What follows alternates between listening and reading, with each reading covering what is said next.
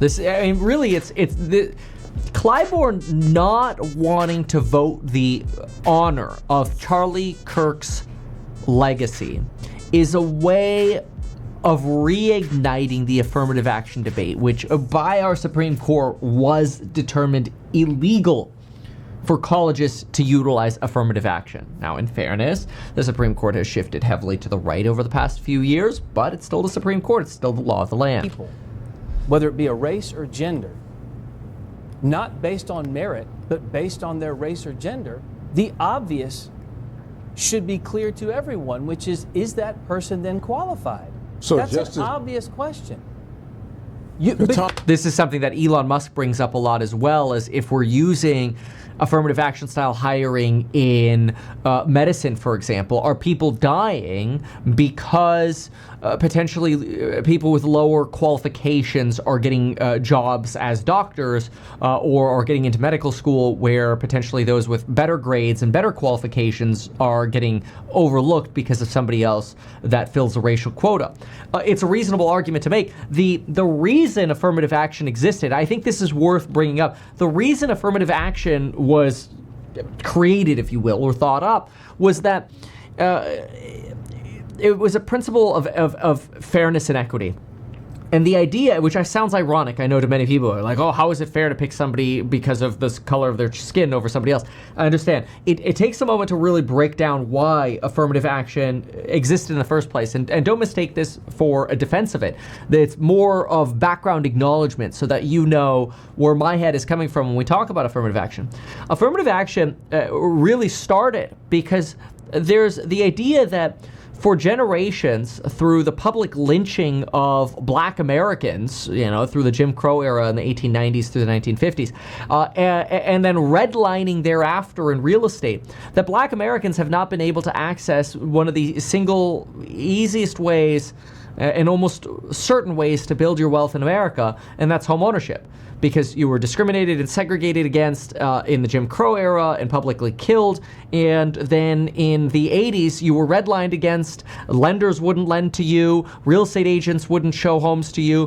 There were blockbusting principles where people would say, hey, blacks are moving into the neighborhood. Quick, sell your house. Like, that was a real estate sales tactic back in like the 60s, where agents would utilize a race moving into a neighborhood to scare other people out of the neighborhood to get them to sell.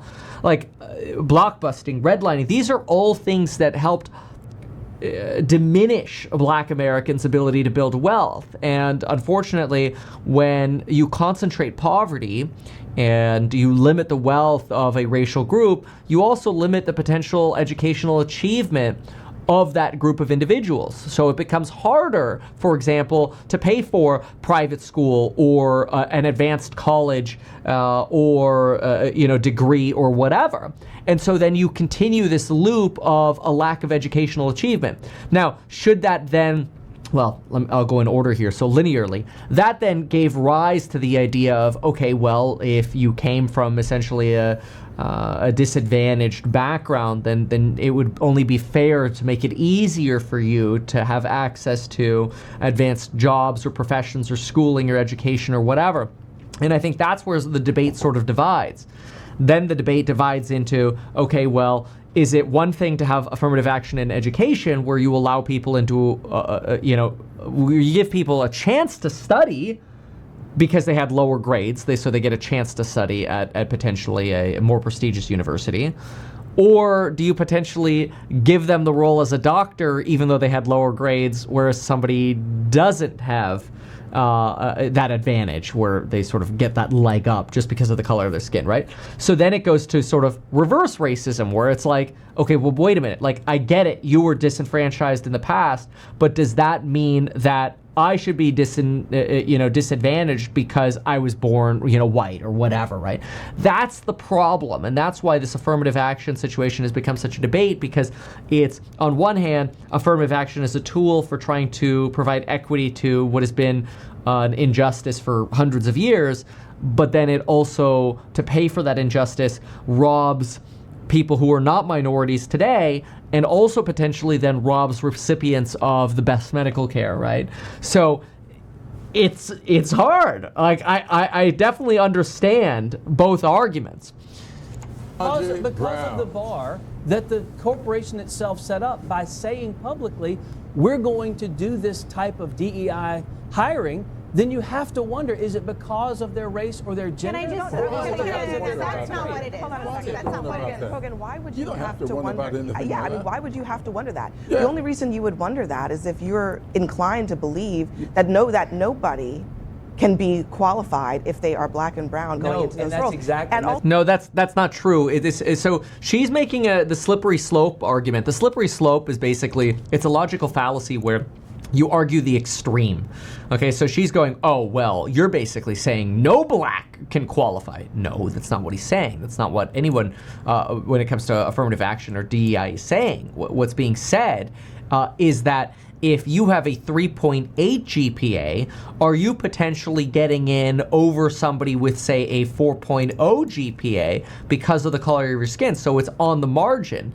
And then the question is, if on the margin we are, giving positions to people who have slightly lower scores because of their race, does that mean medical care, for example, or piloting, as Jim Clyburn was talking about, or whatever, have slightly lower proficiencies? That's the concern.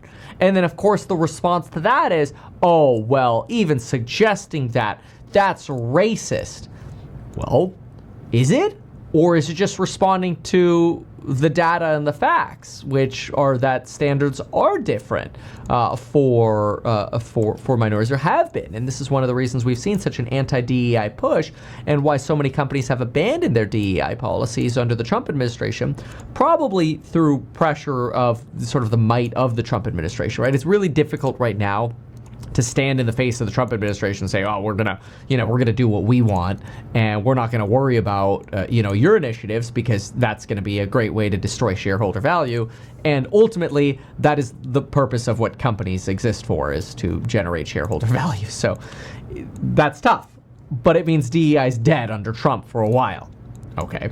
All right. So now that we have that clarified, let's keep going. Also, exactly but the here's point. here's one other thing that I think is just a factual dispute with what you're describing. You're suggesting that the standards are lower for people of color filling these roles, when there is absolutely The exact opposite. no evidence. The exact opposite. No, but that's what you said. No, it said, isn't. Hold on, Hogan. You said that they are only getting these jobs because of their race or gender, That's not what I and said. not because they are qualified. Not So what are I they said. qualified or not? That's not what I said. Are they What I qualified said- or not? What I said was is a pilot sitting in a hold on, Hogan, is a pilot sitting on an airplane, flying a plane, whether he's black or white or a woman or gay or lesbian, if they are sitting in that seat and they meet the FAA requirements for being in that seat, are they qualified? If they are qualified, I sure hope so. Are they? Well, remember, there was actually a whole DEI piece on the FAA air traffic control, where basically if you were African American, if you were Black American, you had the opportunity to join this discriminatory group at the FAA that said, hey, we'll give you answers to tests, we'll help you prep you for FAA tests. You have to pay a membership to our discrimination agency, and once you do, you're in. This stuff, let me see if I can pull it up. There are lawsuits about it. Here's actually a lawsuit I was able to quickly pull up. This and it revealed a lot of the FAA documents. In 2014, the FAA, with illegal race-based motives, stripped graduates of ATC of their merit-based pre-qualified employment status. We have, let's see here, the ATC abandoned its merit-based recruiting and instead tried to hire more of particular races, and then developed programs to increase the volumes of minority race individuals. And there was a whole PDF pamphlet from the FAA on exactly this. So yeah, it's not just that the standards publicly show up as slightly different. It's that the screening criteria changed. Look at this. I found it. Look at this. This was from the FBI. What are the relative values of diversity in the prediction of performance and outcomes? Okay. There's a trade-off between diversity, adverse impact, and predicted job outcomes. Okay. This gets really interesting. Look at this. Ensure that you are locked and loaded by the end of the year. What we're going to do now, here it is. Associate members of Telcon. Start grouping resumes. This is locate, scan, upload. Okay. First and foremost, check your email address. If your email address does not include your first and last name, change it. For example, denzel.washington@gmail. Explain why. Please include that you are, very important, please include if you are a member of NBCFAE. Most of you are associate member. Put it on your resume. This is for us to know who our people are in case we have our very own on the board. In the past, we've always had one on the board, and we share their enthusiasm. We are only concerned about African Americans, women of every ethnic background, and other minorities. Please ensure that you share this information with no one that is identified outside of that scope. This information is reserved for those classes of people we represent. This is to minimize competition. Please put it on your application. This is the stuff that came up in this lawsuit, where basically, groups within the FAA, and it was this company, this group is now defunct because they got exposed, but it was the National Black Coalition of Federal Aviation Employees. And so it wasn't necessarily that the standards were different, is that there was basically blatant corruption to reverse racistly hire people. So it's not just about standards. Though, you could also look at medical school acceptance rates by race, and you could find the same thing. So, there's plenty of data about this. And that's what ultimately gets people frustrated. But anyway, let's keep going with this debate here. But you don't believe that they're qualified because of what? That's not what I said. What I said was, if the criteria was their race or gender, then how am I to know that's the why I'm telling you, qualification is Hogan, there? That We is had a a president of the United States. error that we you had are a making. president of the United States, Hogan, I don't want you to came out and said Hogan, you're he changing. wanted Listen, I don't want you to change the subject woman because of you are color making to be the vice president. The- So when I noticed Hogan, that's what he said, that's not my fault. Hold on, my Joe friend. Biden said it. You were in the White House when Donald Trump said he was going to put a woman on the Supreme Court, and then he picked Amy Coney Barrett. Is she not qualified? She, take a look at this. Take a look at this. Here, medical school acceptance rates. Medical school acceptance rates. Average MCAT score and GPAs for the medical school applicants. Okay, this I think is very interesting. Look at white. The white GPA average 3.71, with the white MCAT score 507. If you then go to the Asian category, 508. Average GPA 3.72. And then if you go to black or Hispanic, the GPA drops to 3.4 to 3.5, and the MCAT score drops 10 points to 497 to 499. That's what people were talking about. But Ketanji Brown Jackson is not. He talked about the qualification as well. What I'm saying is, in that clear directive from Joe Biden, in the clear directive from those companies, they are saying we are filling the quota. Let me ask. They're not even saying filling I'm the going to quota ask you with the again most because I think you have another opportunity to really think this through. Donald Trump. That's really condescending too. It's bring arguments and facts. Donald Trump said, "I am going to pick a woman to go on the Supreme Court." Oh, you know what? Let me give you another one. So should he not have George H.W. Bush said, "I am going to pick I'm going to pick a black man to fill a role on the Supreme Court." Are those people unqualified? I want always the most qualified people to hold those jobs. Are they qualified or not? It depends. Right. The argument here isn't, are they qualified enough to pass the minimum standard?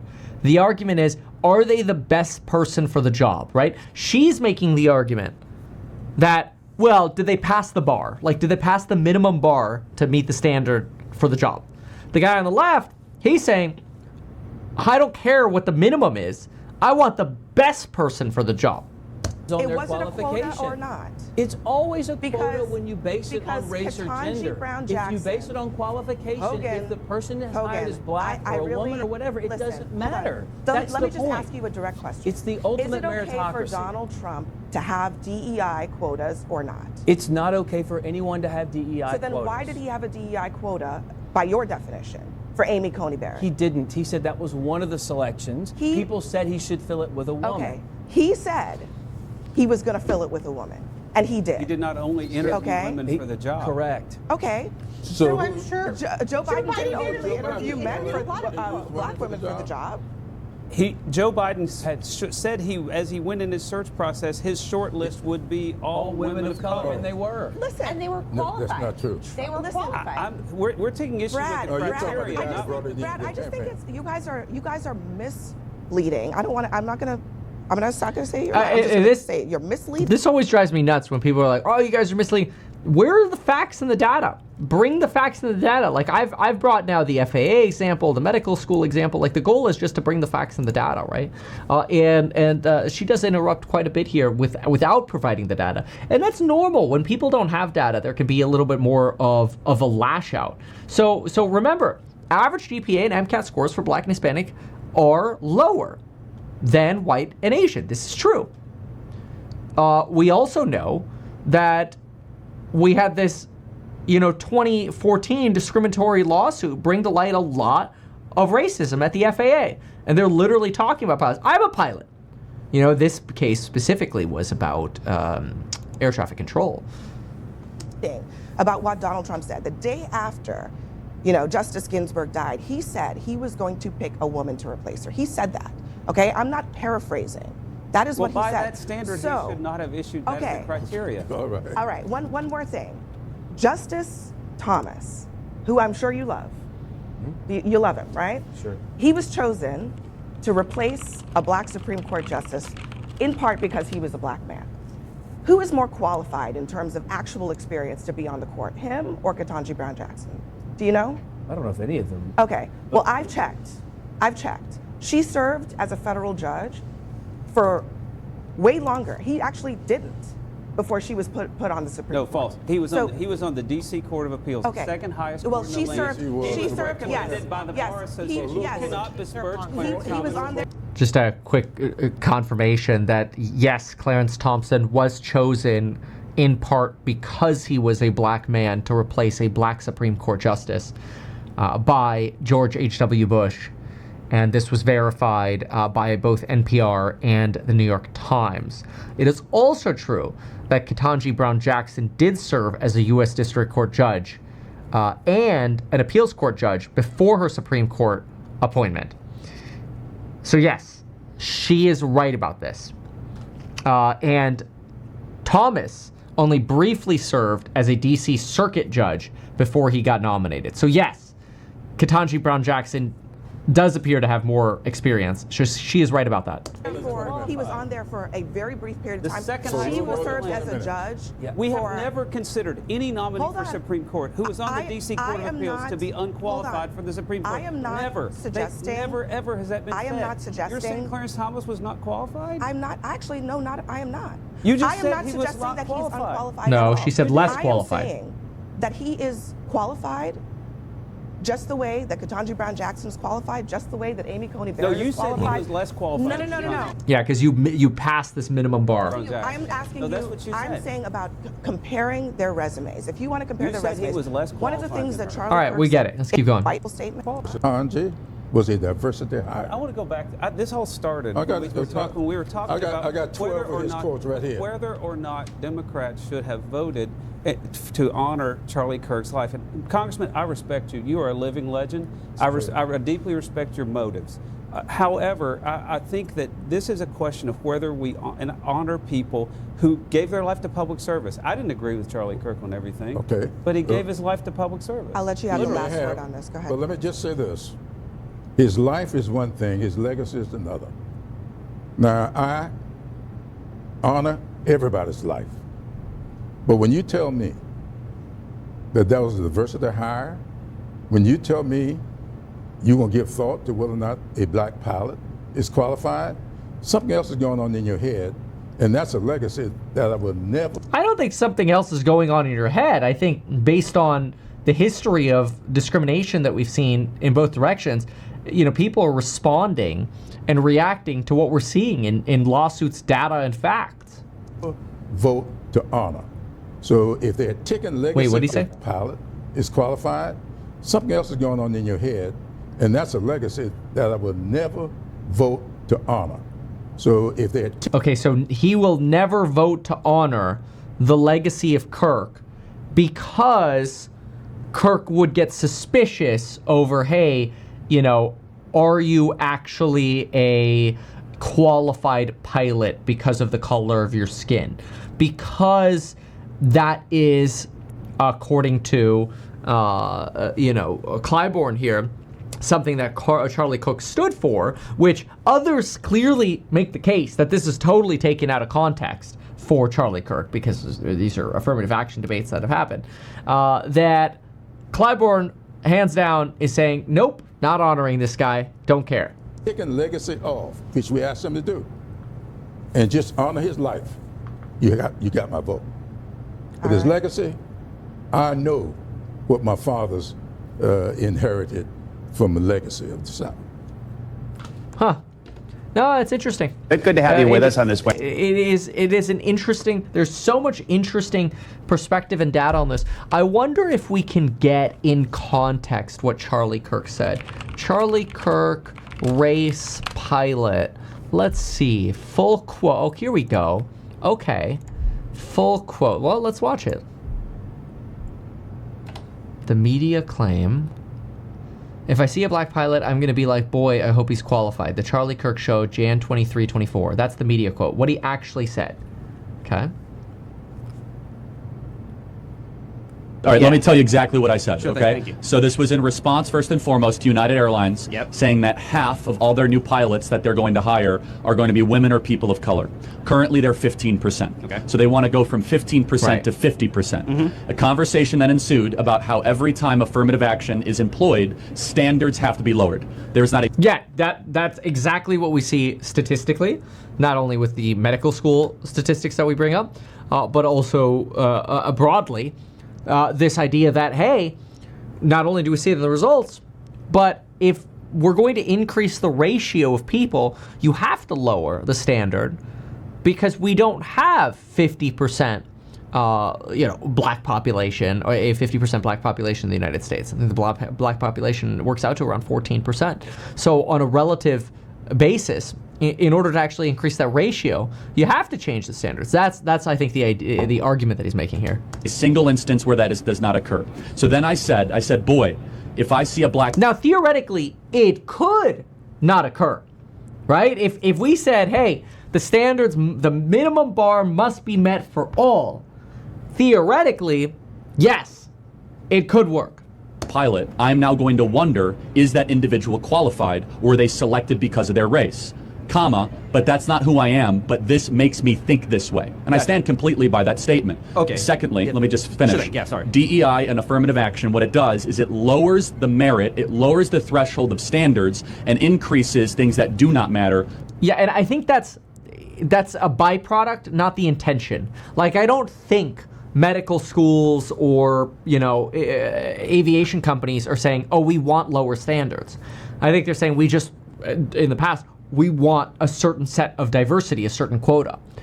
Charlie is saying, yes, but a result of that is lower standards. Such as skin color and ethnic background. So that is what I said. Okay. Now, a more important question to ask me is, Charlie, do you believe that black pilots can be qualified? Of course, any individual can be qualified. Right. I want I got qualified to fly a jet single pilot, so anybody can do it. hiring quota and program that only cares about qualification, not skin color. And thirdly, I would say, why does United Airlines care so much about the color of the pilots that are flying them? Shouldn't they just want the best pilots? When you guys are flying from Vegas to Dallas or Vegas to Chicago, are you going to feel safer or more comfortable when you hit turbulence if you have a diverse pilot, or if you have a cockpit of the most qualified people that are there that have proven that they know how? I mean, I agree with what Charlie's saying here. I don't know how you can disagree with what Charlie's saying here. I think he's right. To land and fly planes. You just want, nobody cares what the color of your skin is. Just do good work, be a good human, and do the best that you possibly can do. That's all anybody's asking for. How do you feel about legacies in that regard? Because legacies obviously have a leg up in getting into certain institutions just based on who went there before them that is close to them. How do I feel? I think legacies are somewhat against merit, to be consistent. Yeah. So, I mean, just want to make sure you're consistent. But I will. Okay, I mean, that's probably like a reference to legacy admissions at colleges where, like, oh, your brother went to the school, so you get a leg up. I mean, Charlie's also right here. That actually, in my opinion, sort of reiterates the, anti, race priority here. And the priority is instead, no, let's just focus on merit. And when we focus on merit, great. That's what we want. We can then, have a United States that can be the best it possibly can be. Big fan of that. Now, I saw somebody in the comments, they're like, oh, well, Kevin, you could be the best, Chinese worker ever, but you're not Chinese, so you're not going to get a job in China. Well, that's why I choose not to live in China, right? That's why I choose to live in America, where we focus on what should be the most righteous, not what's best for the Communist Party of China. Who cares? That's, grateful we're here in America. Knows about this. We'll try a little advertising and see how it goes. Congratulations, man. You have done so much. People love you. People look up to you. Kevin Paffrath there, financial analyst and YouTuber. Meet Kevin. Always great to get your take.